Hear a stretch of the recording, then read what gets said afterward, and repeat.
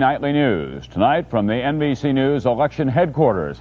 This is the eve, after all, of the 1984 presidential election, and tomorrow night the big NBC News election map behind me here will begin to fill in. We'll know who will lead this country for the next 4 years, the balance of power in Congress, who voted and why. Tonight we begin with reports on the campaigns of President Reagan and Walter Mondale. Chris Wallace is in California with the president. Reagan came home to end his last run for office to the California state capitol, where his political career began 20 years ago. Aides said they're no longer worried about winning this state, but the president wanted to end up here for personal reasons. If the capital were in California, I'd go for 40.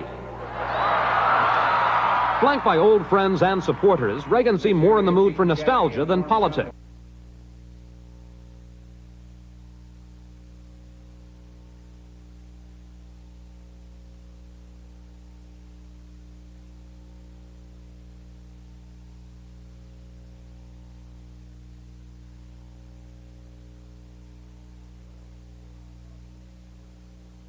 Long on glitz, short on substance.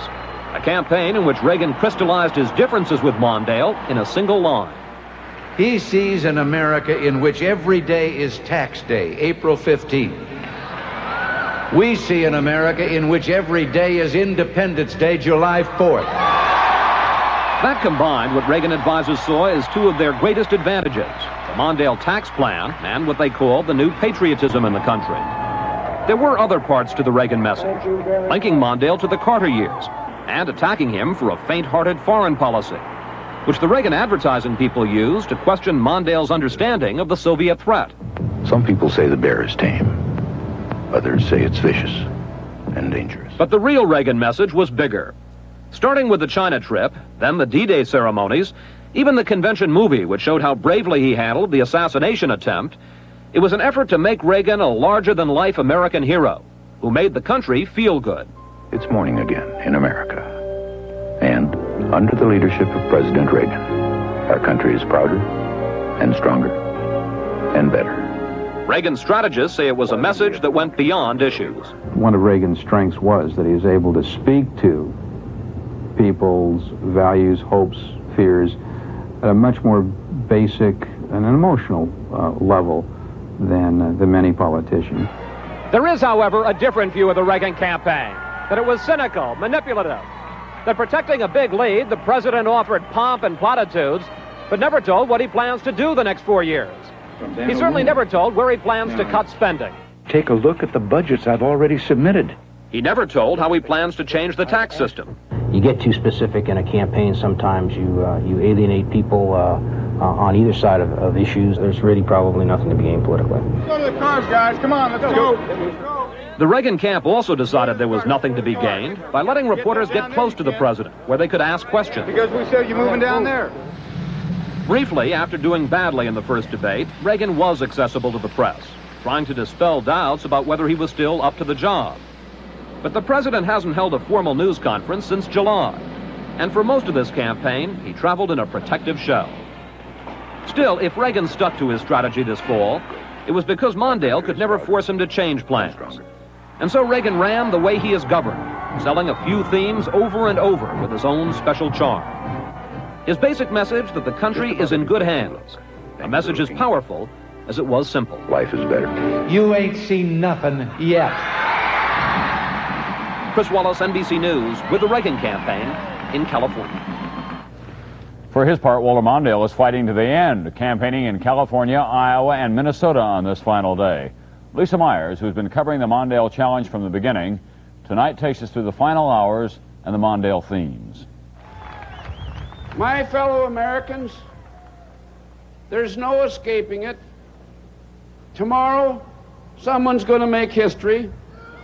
Let it be us. Let it be us. Closing the battle in the president's home state, Mondale was fighting furiously to prevent a landslide to deny Reagan a mandate. Do you really want to give them a mandate? To turn their back on the suffering in America? The Mondale campaign was short on glitter, heavy on substance, and waged on the issues. If Reagan's America was picket fences and puppy dogs, Mondale's was rusted plants and soup lines. His final plea was an old-fashioned democratic appeal to decency and compassion. Let us be a community, a family, where we care for one another. Let us end this selfishness, this greed, this new championship of caring only for yourself. Let's pull America back together again. Let's have new leadership. It's time for America to move on. There were many other elements of Mondale's message: that he would be fair to all Americans while Reagan cared only about the rich, that Reagan was tied to extremist electronic preachers who would impose their moral and religious views on others. There are many reasons for voting against Mr. Reagan, but one clincher is that if he gets 4 more years, Jerry Falwell gets 5 more justices of the Supreme Court. Don't let him do it. He tried to blunt Reagan's patriotic appeal by adopting the flag as a symbol of his own. And he said the issue is not who believes in America, but what kind of America he believes in. I believe that America should not only stand tall, we should also stand for something. He charged that Reagan has made the world more dangerous. And the arms race will rage out of control, orbiting, aiming, waiting. The goal always was to turn the election away from a referendum on Reagan's personal popularity. The problem was that Mondale's case often was poorly packaged and confusing, and at times voters seemed unreceptive to both the message and the messenger. This is really the hydrogen bomb issue for domestic America. Mondale was warning about huge budget deficits, but voters seemed to have an equally ominous view of his plan to increase taxes. He gambled it would give him credibility as a leader. Instead, it made him a pariah in a lot of middle-class households. Could you please be silent? Mondale has had trouble getting people to listen. Some say it's the connection with Jimmy Carter. Others believe it's a result of that devastating verdict on Mondale's lack of pizzazz.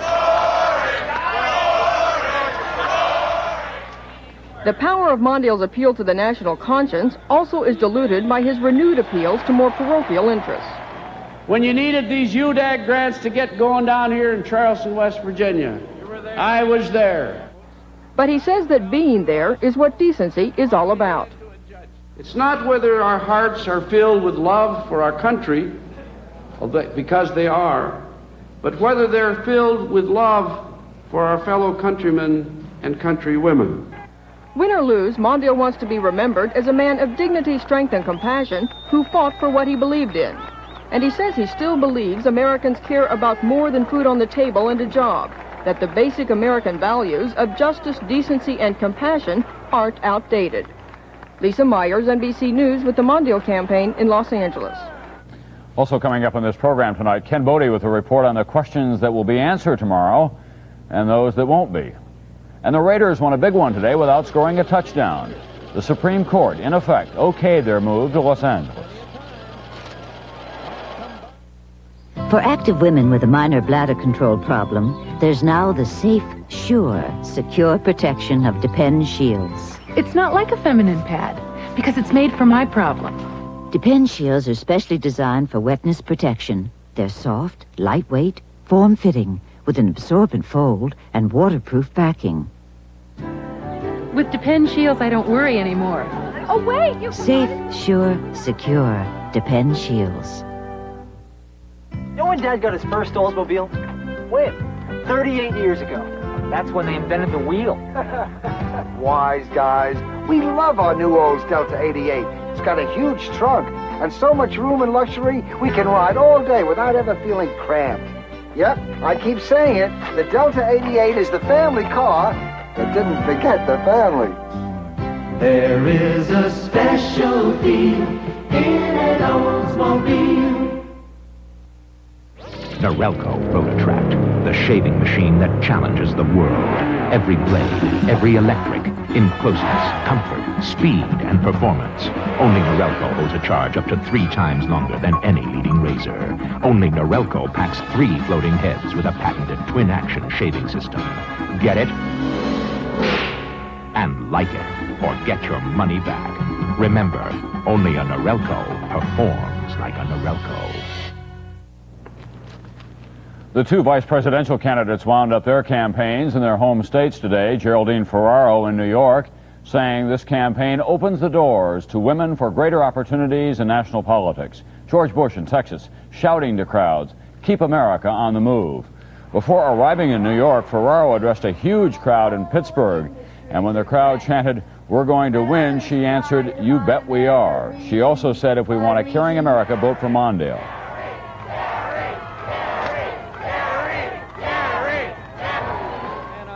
For his part, George Bush stood before an enormous flag in Denton, Texas, and shouted the Reagan campaign slogan, one he hopes will keep Bush employed as well. 4 more years. 4 more. Bush concluded by saying that tomorrow represents the clearest political choice in years. After all of this time and talk, you would think that most of the outstanding questions in this election would have been answered. But Ken Bodie tonight has a checklist of those that haven't been and may not be. First question, the Ferraro factor. Will there be a hidden woman's vote for Geraldine Ferraro? We're not turning back.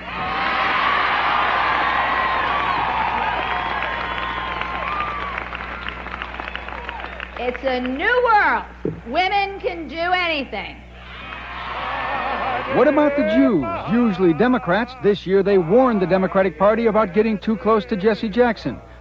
May all of your endeavors be capped with triumphs. Now they seem to be courting Ronald Reagan. Or is he courting them? What will the Jews do? Turnout. There are at least 3 questions on turnout.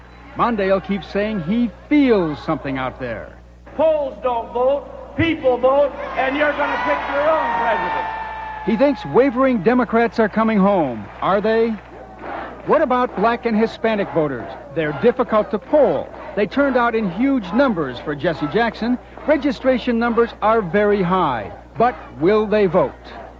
Finally, will the Reagan voters turn out, or is overconfidence a problem? The president's worried. I go to bed at night, and my last thought is, what if everybody's reading the polls and isn't going to bother to vote? How about the age factor? Mr. Reagan admits he dozes in meetings. Well, the Republicans have commercials. The idea? Older is wiser. Did you know the Democrats have controlled the House the last 29 years? Really? Might the voters decide Mr. Reagan is too old?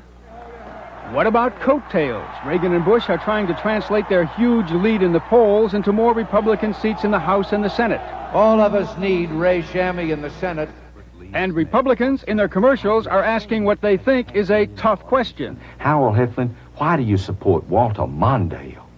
What about the exit polls and network projections? Will they affect the outcome in the West? Politicians say they do. Networks say they don't. The pollsters will be out there tomorrow, and tomorrow night, well, we'll see.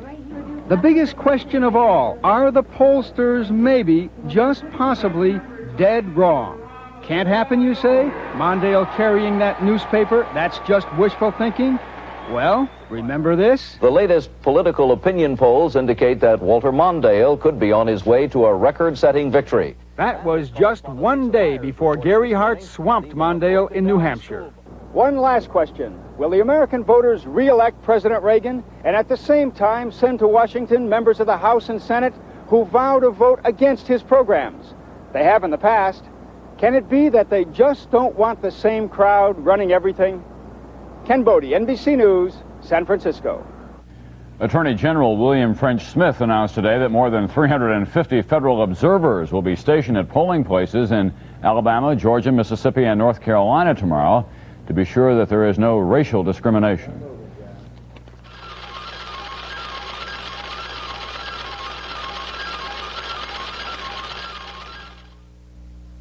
Pretty, aren't they? Where I come from, women buy themselves flowers all the time. And why not? We should be good to ourselves. We don't have to have a reason. I buy flowers because I like them. They make me feel happy. Flowers aren't just something somebody gives you. They're something you give to yourself. Flowers are like a bubble bath. Pure pleasure. The American Floral Marketing Council says give flowers to someone special, yourself. Not long ago, in an ancient town not far from Rome, some European restaurateurs gathered to taste some imported wines. The wines were all of high quality. Buono. But one wine in particular attracted special attention. Elegante. A wine from America. Questa è un'uva della California. When asked to guess the price of the wine, 10.000. most of the tasters guessed between $7 and $10. Penso 15. Except that is for one. An Italian restaurateur named Francesco Giambelli. Nemmeno $3. How could Signor Giambelli have been so sure about the price of the California wine?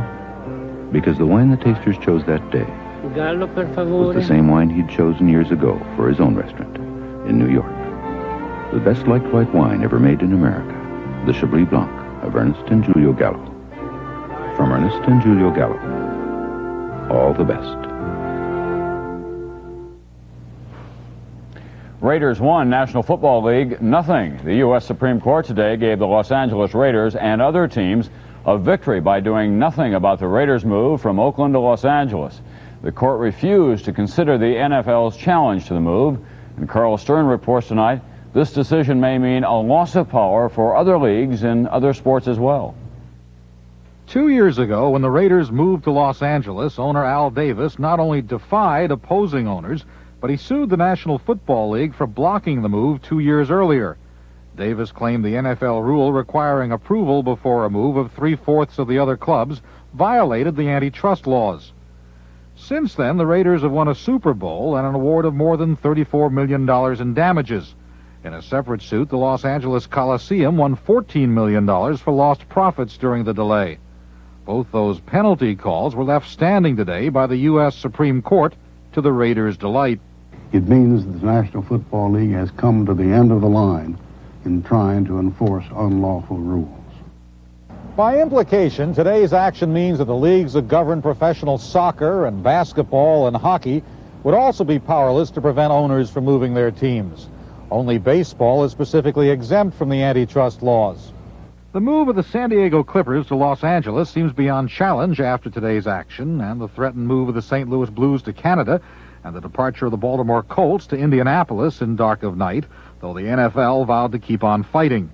One league official confirmed the NFL may seek an antitrust exemption from Congress. Legislation in this area is a complete shambles, and it's time to write some clarifying legislation. Whether the owners get an exemption from Congress may depend on who has more influence, cities that want teams or cities afraid of losing them. Carl Stern, NBC News at the Supreme Court. 5 fugitives, including a suspected revolutionary who was on the FBI's 10 most wanted list, were arraigned in Cleveland today, charged with a variety of crimes.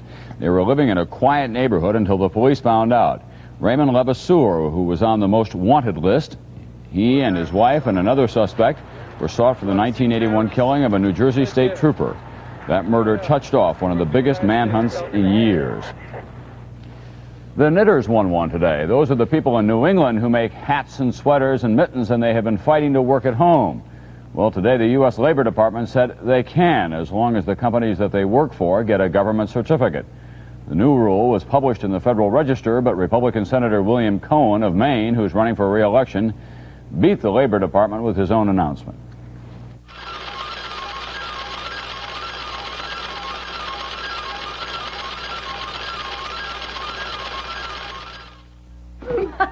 Me really worry about denture loose spots? Why? I use new Fixodent. Fixodent, and forget it. Denture wearers can't eat everything, but Fixodent has a hold that really makes a difference. Fixodent, and forget it. Fixodent helps fix loose spots, and now it's improved. It works even better to hold stronger and longer with less ooze. I'm worried about these. Could I do this? Use new improved Fixodent, and forget it. I'm climbing a mountain of 270,000 packages and letters, which is just about what Airborne picks up and delivers every week. 3 years ago, when Airborne started challenging Federal, this mountain was just a molehill. Then we began delivering most of our packages before 10:30 a.m. And today, more and more people are switching to Airborne than ever before. At Airborne, we'll move mountains for you. So watch out, Federal. Here comes Airborne. Incredible. In laboratory tests, a liquid antacid that neutralizes acid in less than 10 seconds. Meet Ryapan Plus, sodium-free. In laboratory tests, it neutralizes acid in less than 10 seconds. 10 seconds. And it's sodium-free. No wonder it's doctor recommended. Ryapan Plus. We make a science of fast relief. Ryapan Plus Liquid. Tablet roll pack also available. 5 days after the assassination of Prime Minister Indira Gandhi, India's Hindus finally turned from revenge against the Sikhs to mourn her passing today. The families of the thousands or more who died also are in mourning tonight, and now the Sikhs are talking about revenge. As Lloyd Dobbins reports, the big question in India tonight, can the country hold together? In the morning ceremony, Prime Minister Rajiv Gandhi helped to collect the ashes of his mother, former Prime Minister Indira Gandhi. She was cremated 2 days ago. Copper urns of her ashes are now being carried by train all across India. In a week, those ashes will be scattered over the Himalaya mountains. That will be the end of Mrs. Gandhi's funeral. One of the problems she leaves behind for her son to solve is how to make peace with the Sikhs, the religious minority that was the target of 4 days of Hindu rioting. That rioting has made a bad problem even worse. Last summer, only the most militant Sikhs talked about their own homeland. Now, moderate Sikhs, driven into refugee camps, say they must have some place where they will feel safe. They do not now. Hundreds were killed, thousands were injured, beaten, burned, driven from their homes. The army moved into the streets and has made most of India safe for everyone, and the riots have stopped for now. In some places, Indian Army guards keep Hindus and Sikhs from going to war, but the result is not peace. The Sikh refugees wonder where they can go next. The most obvious place is their own country, if there were one. The new government of India hopes to persuade the Sikhs that they don't need one. Lloyd Dobbins, NBC News, New Delhi. A team of American climbers today described their harrowing but successful assault on the north face of Mount Everest, the first successful American expedition to the summit from that approach, where the winds and the temperatures are at their most cruel. Phil Urschler of Bellevue, Washington, was the climber who got to the summit by making his way up the rock face of the mountain from the China side. Others were turned back by the cold, high winds and altitude. But Urschler decided to go for it, and he waved when he reached the top. A truly astonishing feat. Tell the truth. Is there a really great tasting decaffeinated coffee? Oh, yes. Taster's Choice Decaffeinated. It's made with the same superior Arabica beans found in gourmet coffee stores. Carefully roasted and using only natural decaffeinators for the purest coffee taste. Only Taster's Choice uses this gourmet blend, Arabica Supreme. Ah. The more you know about coffee, the more you'll know why the choice for taste is Taster's Choice. I'll never vacuum my bedroom again. I'll never vacuum my dining room again. From now on, I'll electric broom with the 3-speed Regina electric broom. It's easier to electric broom, lighter and faster, and my floors look beautiful. From now on, I'll electric broom. It saves me time for the things I really enjoy. Don't vacuum, electric broom. There's a choice of 3 Regina electric brooms, and now the 2-motor electric broom power team. I'm Bryant Gumbel. Tomorrow morning on Today, a look to Election Day, expectations and realities. I'm Jane Pauley. We'll talk to cheer star Shelley Long. Tomorrow on Today. There's nothing different here. I'd say something's very different here.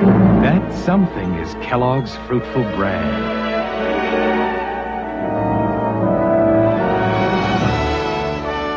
Fruitful Bran is a feast of raisins, dates, and apples, all from Sun-Maid. It's the taste you've been looking for. Discover Kellogg's Fruitful Bran. Discover just how good a fiber cereal can taste.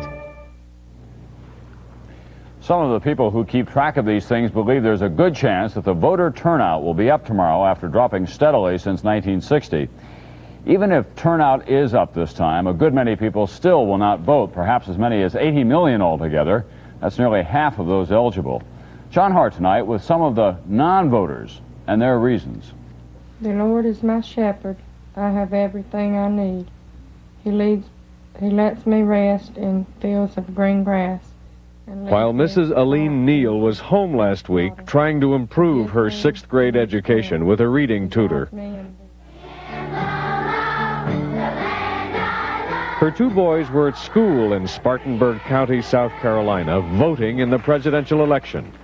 It was a mock election. Hi, boys and girls. My name is Ronald Reagan, and I am the Republican candidate for the President of the United States.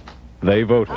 In the real election, their parents won't vote. Well, I don't know how to do it, so it would be my first time like a youngin' going up there to vote.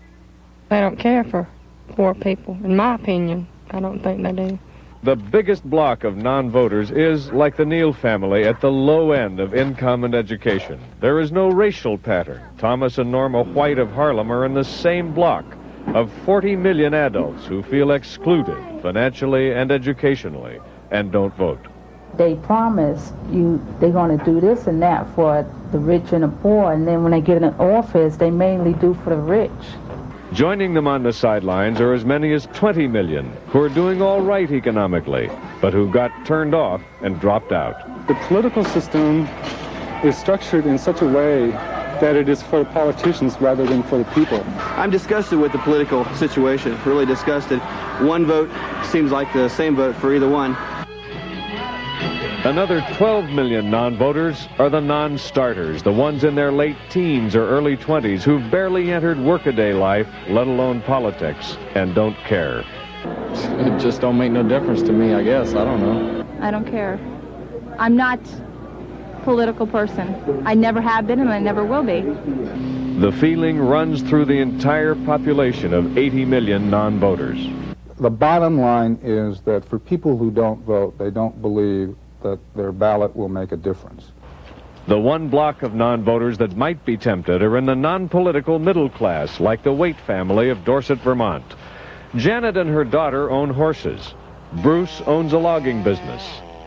Pledge allegiance to the flag. And their son Brett gets a good American education.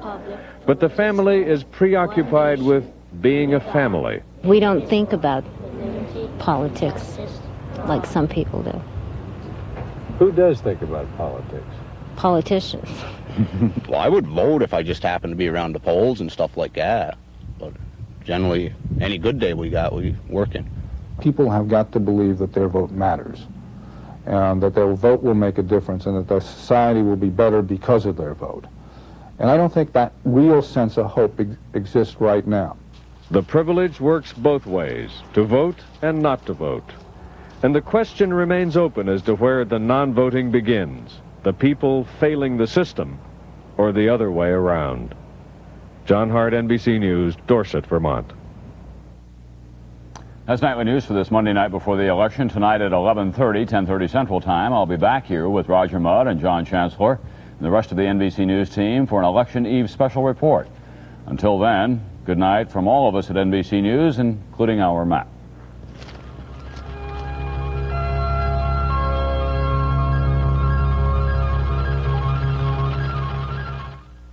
Do crowded airlines make you scream? Does fear of flying get you down? Don't delay. Make your reservations now for Airplane tonight. Wednesday on Highway to Heaven, can Michael Landon stop a greedy developer? Sent you here. It might take a little help from above to drive the point home. Wednesday.